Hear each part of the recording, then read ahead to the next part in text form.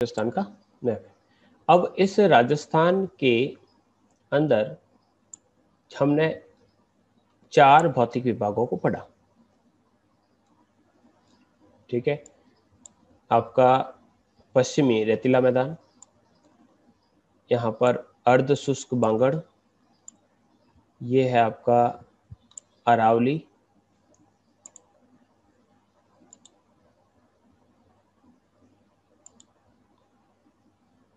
अरावली के बाद ये यहाँ पर मैं ऐड कर लेता हूँ काफ़ी, ये आपके अरावली रीजन, ये आपके जो क्षेत्र है इस क्षेत्र को कहा जाता है पूर्वी औद्योगिक प्रदेश, और नीचे वाला जो बचता है ये वाला, ये आपके हाड़ौती प्रदेश है। तो इस प्रकार से सबसे पहले हम पढ़ना स्टार्ट करेंगे इस प्रदेश के बारे में। ये जो पूरा प्रदेश है यहाँ पर, इसे हम मरुस्थली कहते हैं। अब ये जो मरुस्थली है, इस मरुस्थली की हम डिटेल स्टडी करेंगे कि ये पूरा का पूरा जो क्षेत्र है, इस पूरे क्षेत्र में कौन कौन सी भौतिक विशेषता यानी कौन कौन से फिजिकल फीचर्स पाए जाते हैं, इन फिजिकल फीचर्स की क्या क्या विशेषताएं हैं, राजस्थान में इनका क्या योगदान है, इसको हम मरुस्थली कहते हैं। तो सबसे पहले हम इस थार के डेजर्ट मरुस्थली के बारे में पढ़ेंगे। फिर आपके कोर्स में दे रखा है अर्धशुष्क और अर्धशुष्क, इन दोनों को पढ़ेंगे। फिर आपके दूसरा जो रहेगा वो रहेगा अरावली का। तो अरावली का जो प्रदेश है ये आपके अरावली का प्रदेश है। इस अरावली के पूरे रीजन के बारे में हम डिस्कस करेंगे डिटेल से। इससे पहले हमने जब फर्स्ट यूनिट के अंतर्गत इसको पढ़ा था तो हमने काफ़ी शॉर्ट में इसकी स्टडी की है, इसको हम काफ़ी डिटेल में वहाँ पर पढ़ेंगे। फिर राजस्थान का ये प्रदेश जो इंडस्ट्रियल डेवलप्ड एरिया है, पूर्वी प्रदेश, और फिर हम इस हाड़ौती प्रदेश के बारे में डिस्कस करेंगे। चलिए स्टार्ट करते हैं। तो सबसे पहले हमने मरुस्थली के बारे में डिस्कस करेंगे, और मरुस्थली के अंदर हम डिस्कस करते हैं सबसे पहले कि जो हमारा मरुस्थलीय प्रदेश है उस मरुस्थलीय प्रदेश की क्या क्या विशेषताएं हैं, और इन विशेषताओं में कौन कौन सी विशेषताएं हमें याद रखनी है। तो मरुस्थलीय प्रदेश यानी जो डेजर्ट रीजन है उसमें कौन कौन से जिले शामिल किए जाते हैं।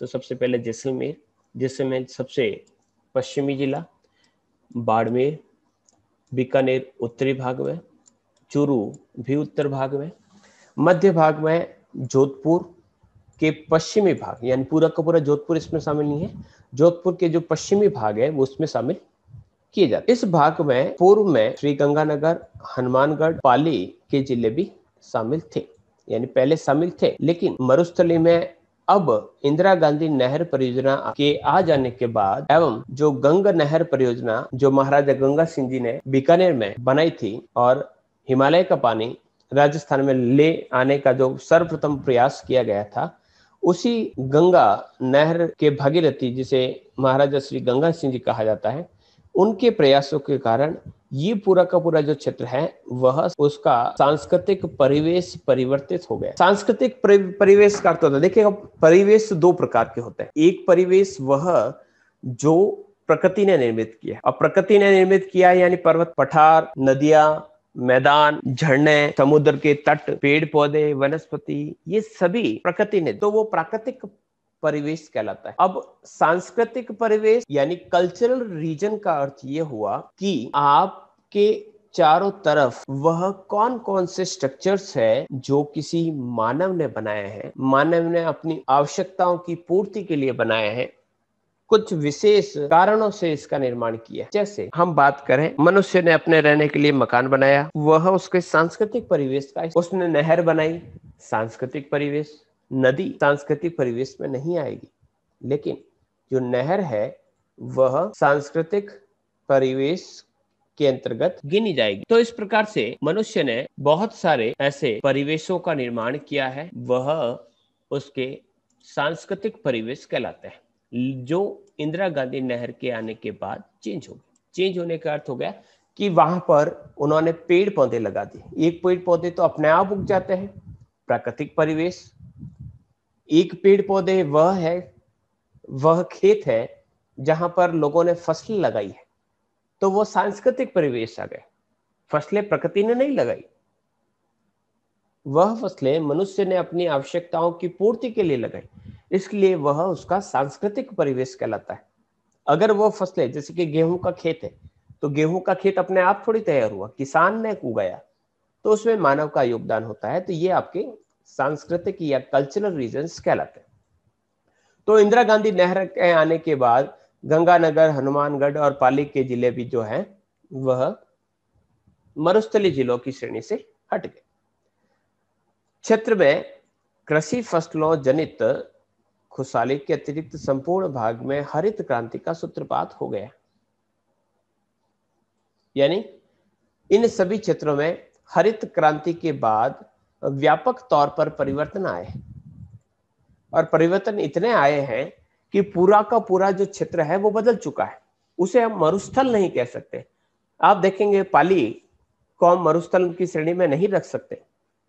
आप गंगानगर और हनुमानगढ़ जाओगे तो यहाँ पर रेगिस्तानी क्षेत्र होते हुए भी वहां पर आपको बहुत ज्यादा हरियाली देखने को मिलेगी, खुशहाली नजर आएगी, हरे भरे खेत और पेड़ पौधों की भरमार होगी। तो ऐसी स्थिति में उसको हम मरुस्थली नहीं कह सकते। पशुपालन यायावर नहीं रहकर घरेलू एवं पालतू हो गया है। पशुपालन यायावर यानी ट्रांसह्यूमेंस या नोमैडिक टाइप्स का नहीं रह गया। ट्रांसह्यूमेंस की स्थिति जिसे ऋतु प्रवास कहा जाता है, नोमैडिक जिसे घुमंतु पशुपालन कहा जाता है। तो पहले जो पशुपालक होते थे वह अपने जानवरों को एक स्थान से दूसरे स्थान पर चारे और पानी की खोज में चराने के लिए लेके जाते थे, लेकिन अभी ऐसी स्थिति नहीं रही है। वहां पर मनुष्य ने नहरों के माध्यम से या ट्यूबवेल के माध्यम से वहां पर पानी की उपलब्धता बना ली है। ऐसी स्थिति में वह मरुस्थलीय नहीं रहा। वहां पर पहले केवल बाजी उगाई जाती थी, आज उसी मरुस्थलीय भूमि में हर प्रकार के फल उगाए जा रहे हैं। तो उसका भूमि का उपयोग परिवर्तित हो गया। बंजर भूमि का उसने बहुत अच्छा उपयोग किया, उसको अपने कार्यों में उपयोग किया, और इस प्रकार से उसकी स्थिति जो है, उस मरुस्थलीय क्षेत्र की स्थिति वहां पर बदल चुकी। तथा सांस्कृतिक दृष्टि से संपूर्ण परिवेश में परिवर्तन परिलक्षित हो रहा है। यानी हमें पता चल रहा है कि राजस्थान का जो जितना भी भूभाग है वहां पर अब परिवर्तन आ चुका है। इस परिवर्तन के पीछे मुख्य जो योगदान है वो है पानी का। वो मरुस्थल नहीं रहा। अब इस नहरी क्षेत्र में अकाल यानी ड्राउट, आपकी सूखा इत्यादि प्राकृतिक आपदाएं नहीं होती। ऐसा नहीं होता है कि यहाँ पर अकाल पड़ रहा है, लेकिन दूसरी और समस्या उत्पन्न हो चुकी है, वो है सेम की समस्या। अब सेम की समस्या को हम थोड़ा सा समझ लेते हैं। सेम की समस्या क्या है? इसे वाटर निकास या वाटर लॉगिंग की समस्या भी कहते हैं। जैसे कि नहर में पूरे वर्ष भर पानी भरा रहता है, तो जो पानी रिस रिस कर नहर के आसपास इकट्ठा हो जाता है, वह पानी वहां पर भरा रहने लग गया, सूखता ही नहीं है। अब सूखता किस लिए नहीं है? तो उसके पीछे कारण है कि वहां की जो भूमि है वह पानी से परिपूर्ण हो चुकी है, उसमें अब और अधिक पानी ग्रहण करने की क्षमता नहीं रही है। ऐसी स्थिति में वहां पर पानी भरा रहता है। किसी भी मौसम में चले जाओ, पानी गिराया आपने एक लोटा जमीन पर, जमीन पानी सोखती नहीं, तो वहां पर जल भराव की समस्या हो जाती है। इसी समस्या को सेम की समस्या या वाटर लॉगिंग की समस्या कहा जाता है। अब इससे वहां पर क्षारीयता यानी वहां की सैलिनिटी जो है वो इंक्रीज हुई एवं वहां पर अम्लता यानी एल्कलाइनिटी जो है, यानी वाटर अब क्षारीय पानी है या अल्कलाइन या है यानी खारा है या खट्टा है, अम्ले यानी खट्टा है, तो वो डिपेंड करता है पीएच स्केल पर। अब पीएच स्केल में 7 जो होता है वह न्यूट्रल या तटस्थ मान होता है। अब इस तटस्थ मान कि एक तरफ तो है क्षारीयता और एक तरफ है अम्लता। अब क्षारीयता किस प्रकार से बढ़ती है कि अगर पीएच स्केल पर 7 से अधिक का स्कोर है पानी का, तो वह पानी खारा है। इसी प्रकार से अगर वहां पर पीएच स्केल पर मान उसका 7 से कम है, तो हम उसे अम्लता की श्रेणी के अंतर्गत रखते हैं। तो इस प्रकार से अम्लता और क्षारीयता जैसी समस्याएं वहां पर खड़ी उठी हुई या खड़ी हो चुकी है, यानी समस्याएं और उत्पन्न हुई है।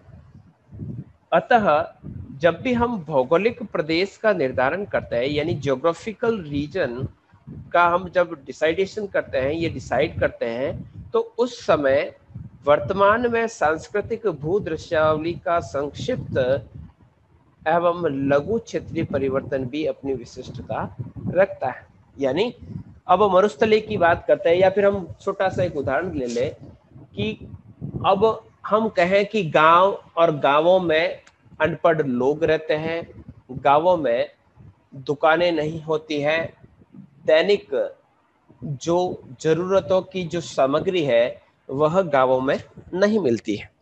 क्या हम आज के समय में ये कह सकते हैं कि गांवों में इस प्रकार की समस्याएं होती हैं? तो आप कहोगे नहीं। आज शहरों में जो भी सामग्री मिलती है वह हर जगह पर, हर गांव में भी मिल जाती है।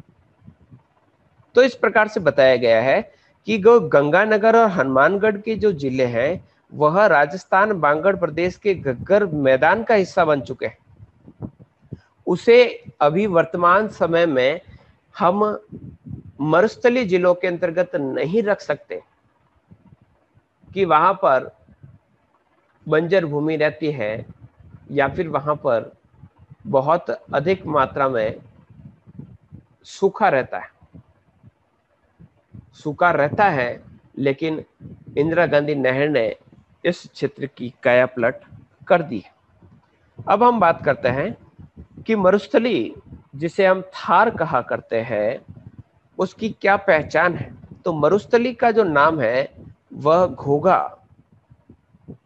बापा, महमूद गजनवी, सिकंदर और पुरु, अकबर, औरंगजेब तथा राजस्थानी रजवाड़ों के रणबांकुरों के इतिहास के साथ तो जुड़ा हुआ ही है, लेकिन इसके साथ ही कैर, आप जानते होंगे अभी वर्तमान समय में कैर राजस्थान के अंतर्गत काफी अधिक मात्रा में मिलते हैं। सांगरी जो खेजड़ी वृक्ष के लगने वाला एक फल है, कुमटिया, रोहिड़ा जो राज्य का राज्य पुष्प के रूप में पहचान रखता है, जिप्सम, सैलखड़ी, प्राकृतिक गैस, स्टील, चूना पत्थर, कोयला, पशुधन यानी लाइवस्टॉक, बाजरी एवं सांस्कृतिक जो विशेषताएं, जो धरोहर राजस्थान से जुड़ी हुई है, वह अत्यंत गौरवशाली ढंग से राजस्थान के चरित्र का प्रदर्शन करती है। तो इस प्रकार से इतनी सारी विविधताएं होते हुए भी मरुस्थल में गोडावन जैसा राज्य पक्षी, राष्ट्रीय मरुस्थलीय अभ्यारण्य जिसे फॉसिल्स पार्क कहा जाता है, पोखरण के पास, चिंक्यारा जो काले हिरण है तथा हरिणों के झुंड, हवेलियों तथा दुर्गों के समूह, नाकोड़ा के जैन मंदिर, खीचन में विदेशी पक्षियों का प्रवाह क्षेत्र, रामदेवरा जैसे धार्मिक स्थल, अलग अलग प्रकार के यहाँ पर विविधताएं देखने को मिलती है। ये सभी जो स्थल बताए जा रहे हैं ये सारे के सारे मरुस्थलों के अंतर्गत, यानी जिसे थार का मरुस्थल कहा जाता है, उसमें स्थित है। नाकोड़ा बालोतरा के पास जैन समुदाय का एक बहुत बड़ा धार्मिक केंद्र है। खीचन जो फलोदी के पास कुर्जा पक्षियों के प्रवास के लिए प्रसिद्ध है। रामदेवरा बाबा रामदेव से संबंधित पोखरण, जहां पर परमाणु बमों का परीक्षण हुआ और विविधता युक्त यहाँ पर पाए जाने वाले बालू का स्तूप से भरी हुई इस प्रकार की धरती अद्वितीय स्वरूप प्रदान कर। कहने का अर्थ ये हुआ कि राजस्थान में बहुत राजस्थान और राजस्थान के अंतर्गत जो मरुस्थली है वह एक अनुपम कृति के रूप में सामने नजर आती। तो इस प्रकार राजस्थान के अंतर्गत इस प्रकार की विविधताएं हमें देखने को मिल। बढ़ते हैं आगे, हम मरुस्थली के बारे में काफी डिटेल से पढ़ रहे हैं, इसलिए हम इस राजस्थान के अंतर्गत पाई जाने वाली विभिन्न जो प्राकृतिक और सांस्कृतिक विशेषताएं हैं उन सभी के बारे में बात करेंगे। तो राजस्थान के अंतर्गत चौड़ी पत्ते वाले वन भी मिलते हैं, गहरी जड़ों वाले पेड़ पौधे भी मिलते हैं। यहाँ पर शुष्क जलवायु, बहुत अधिक तापमान, सबसे न्यूनतम वर्षा, तापक्रम में विभेदन यानी डिफरेंशिएशन इन टेम्परेचर, यानी रात और दिन के टेम्परेचर में आपको रात दिन या फिर बहुत अधिक तापांतर देखने को मिलता है। यहाँ पर 70 कली का घाघरा, अंगरखी युक्त पुरुष, धोती, कंचुकी, प्लास्टिक की बाजू एवं पोंचों से भरी चूड़ियों वाली महिलाएं इस मरुस्थली की अकाट्य पहचान है। यानी ये विशेषताएं हैं जो राजस्थान को या राजस्थान के कल्चर को स्पष्ट करती। यहाँ पर विभिन्न प्रकार की कलाकारी, दस्तकारी और विभिन्न प्रकार की नक्काशी जैसे कार्य किए जाते हैं, जिसमें जयपुर का मीनाकारी कार्य हो या नक्काशी का कार्य हो, प्रिंटिंग में बाड़मेर की प्रिंट, बाड़मेर के लकड़ी पर खोद कर बनाए जाने वाले फर्नीचर हो, बीकानेर में ऊंटों के शरीर पर की जाने वाली उस्ता कला, जिसमें ऊंट पर उसके बालों से कलात्मक डिजाइनें बनाई जाती, ये सभी राजस्थान की कला एवं संस्कृति के बारे में हमें जानकारी देते। इसी प्रकार से राजस्थान का घूमर नृत्य, गणगौर, ऊंट की सवारी का आनंद इस क्षेत्र की पहचान को नए आयाम प्रदान कर। तो ये सभी जो विशेषताएं हैं वह राजस्थान की मरुस्थली की विशेषताएं हैं, वह राजस्थान की कला और संस्कृति की पहचान है। तो इस प्रकार से हम राजस्थान के बारे में, उसकी कला एवं संस्कृति के बारे में कैसे। बढ़ते हैं आगे, राजस्थान की इस मरुस्थली के धरातल की बात कि राजस्थान का ये जो थार का मरुस्थल है वह समुद्र तल से 150 मीटर नीचा, यानी मीन सी लेवल से काफी नीचा है। और कहीं ना कहीं ये भी बताता है कि समुद्र तल से इतना नीचा स्थान जो है वह कभी न कभी समुद्र के पानी से ढका हुआ था। तो इस प्रकार से यहाँ पर 80 से 100% बालू का स्तूप युक्त यानी सैंड ड्यून जैसे भाग दिखाई देते हैं, धोरे देश दिखाई देते हैं, जो समुद्र तल से लगभग 300 मीटर ऊंचे हैं। और पूरा का पूरा जो चित्र है वो बालू से ढका हुआ देखने को मिलेगा। कहीं कहीं पर आपको चट्टानी सतह या छोटी मोटी पहाड़ियां देखने को मिलेगी। जैसे कि अगर हम बात करें तो इसके अंतर्गत आप 56 की पहाड़ियां या जो हमारा जैसे पथरीले जो मरुस्थल है उसको हम शामिल कर सकते हैं। तो ये जो मरुस्थली क्षेत्र है, इस मरुस्थली क्षेत्रों को प्रोफेसर R.L. सिंह ने 3 भागों में डिवाइड किया। मरुस्थली, जिसे A1 कहा जाता है, जिसमें पश्चिमी जैसलमेर का मैदान शामिल किया जाता है।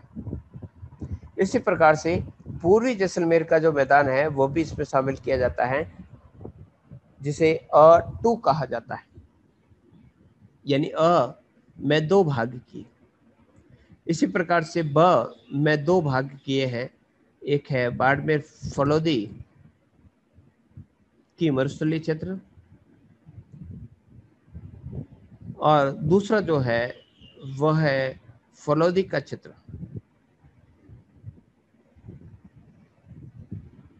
दूसरा जो क्षेत्र के बाद जो है वह है बाड़मेर चूरू की मरुस्थली। इसमें बीकानेर मैदान पहले नंबर पर और दूसरा जो नंबर है उसमें रखा गया है दक्षिणी पश्चिमी चूरू मैदान। इस प्रकार से इन सभी को हम काफी डिटेल से पढ़ेंगे। तो राजस्थान का जो मरुस्थली मैदानी क्षेत्र है उसमें मुख्य रूप से 2 प्रकार के मरुस्थल देखने को मिलते हैं, एक रेतीला मरुस्थल है और दूसरा जो है पथरीला मरुस्थल। इन सभी के बारे में हम बाद में डिस्कस करेंगे। आज के लिए इतना ही, धन्यवाद।